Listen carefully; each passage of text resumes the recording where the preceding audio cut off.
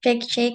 Oke, semoga masuk ya suaranya. Halo semuanya, aku mau jelasin sedikit tentang Logical Framework Approach atau LFA-nya tuh kayak gimana contohnya. Jadi kalau misalkan dari BOD, LFA nanti kalian bisa mulai dari atas atau bawah, dari aktivitas dulu, kalau nggak goals dulu.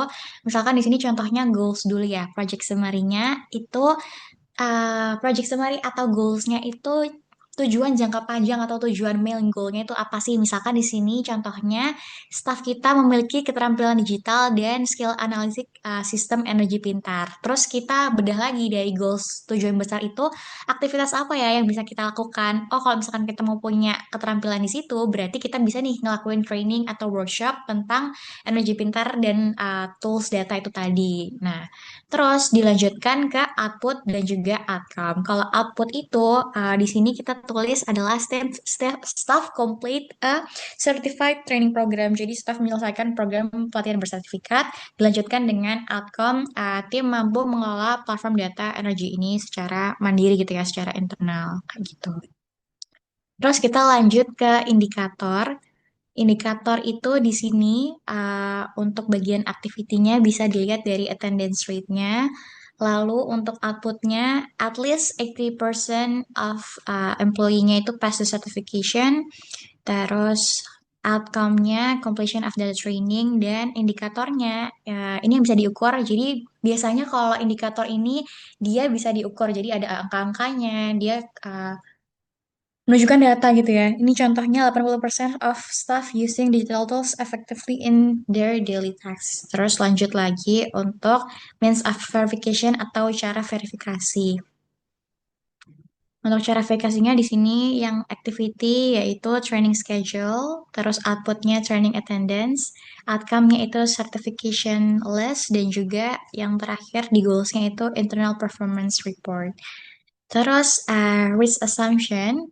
Nah, risk assumptions itu tuh apa sih? Jadi risk assumption itu fungsinya adalah risiko yang bisa mempengaruhi keberhasilan proyek itu sendiri. Jadi contohnya kalau misalkan activity-nya nih, run a digital training programs dan smart energy and data tools, itu yang paling bawah. Nah, risk assumptions ini aku tulis di sini adalah trainersnya itu available. Karena kalau misalkan trainersnya itu nggak available, nggak mungkin ada nih pelatihan, nggak mungkin ada workshop karena nggak available. Jadi intinya asumsi resiko ini adalah syarat atau hope ya, harapan yang harus terpenuhi agar semuanya itu bisa berjalan lancar. Jadi tanpa adanya hal-hal yang kita tulis di risk assumptions ini, semuanya itu tidak akan terjalankan. Contohnya, trainersnya available, terus atasnya, kalau misalkan training quality-nya itu rendah atau nggak high itu, pasti teman-teman itu nggak bisa pass the certification kayak gitu. Terus yang ketiga, contohnya staff apply new skills gitu. Kalau misalkan staffnya ini nggak apply skillsnya, berarti dia itu tidak menerapkan apa yang sudah dia pelajari gitu. Dia nggak complete the data training gitu. Buat apa gitu kan belajar kalau misalkan nggak di-apply.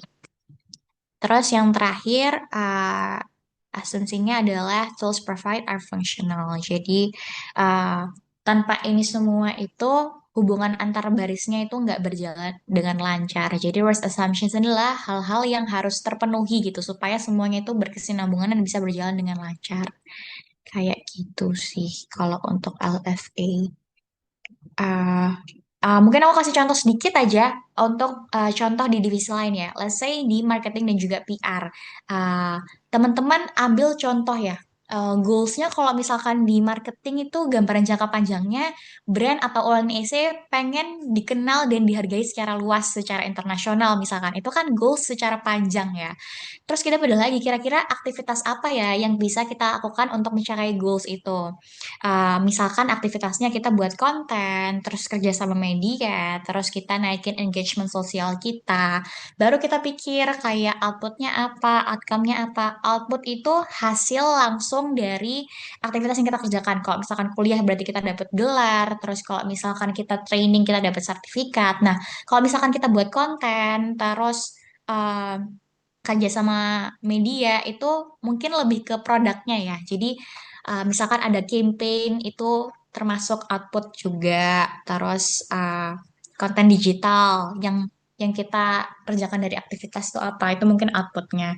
Terus outcome-nya mungkin outcome itu adalah hasil jangka menengah atau hasil jangka pendek dari output yang kita raih gitu ya. Jadi mungkin orang itu mulai mengenali brand kita, mulai follow kita, terus percaya terhadap kita, target audiens itu lebih kenal kayak gitu-gitu. Baru nanti kita bisa punya goals-nya yaitu meningkatkan visibilitas dan reputasi merek kita di kancah nasional ataupun internasional kayak gitu-gitu intinya. Jadi eh, saran dari aku mendingan mulai dari goals, terus ke aktivitas, baru ke output outcome-nya. Kayaknya akan lebih gampang kayak gitu. Boleh geser Bang ke teori of change. Nah, kalau teori of change ini dia lebih simple, nggak terlalu kompleks kayak tadi. Kita ambil contoh aja yang kemarin diajarin di kelas. Kita ambil contoh problemnya burnout di sini ya. Nah, untuk audiensnya itu siapa aja sih yang mengalami problem ini gitu ya. Kalau di sini audiensnya itu bisa lebih dari satu orang. Jadi misalkan CEO-nya kena, head of division kena, staff-nya kena. Cuman karena nanti teman-teman ngerjainnya itu dari perspektif divisinya masing-masing, jadi mungkin audiensnya memang akan spesifik ke divisinya teman-teman, member-membernya teman-teman. Kecuali nanti TOC-nya punyanya BOD mungkin akan agak company-wide kayak gitu. Terus aktivitasnya gimana cara kita melakukan aktivitas yang bisa mengatasi gitu problemnya. Nah, kita di sini aktivitasnya itu launch regular employee reward programs.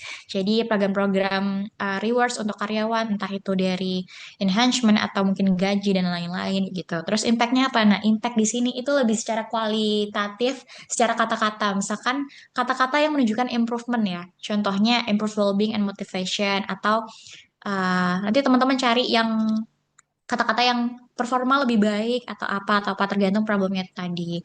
Terus evidence kemarin di highlight sama Pak Billy, evidence ini harus menunjukkan kata-kata atau kata-kata benda sifat yang kuantitatif. Contohnya ini bisa pakai dokumen-dokumen meeting, terus certification survey. Kalau di sini kita tulisnya dari satisfaction survey, terus burnout skill scores atau dari daftar kehadiran kayak gitu-gitu. Nah, itu kan kuantitatif ya, maksudnya memang ada gitu buktinya apa, evidence-nya apa secara kuantitatif gitu sih. Mungkin Torik gimana sama Kak Putra?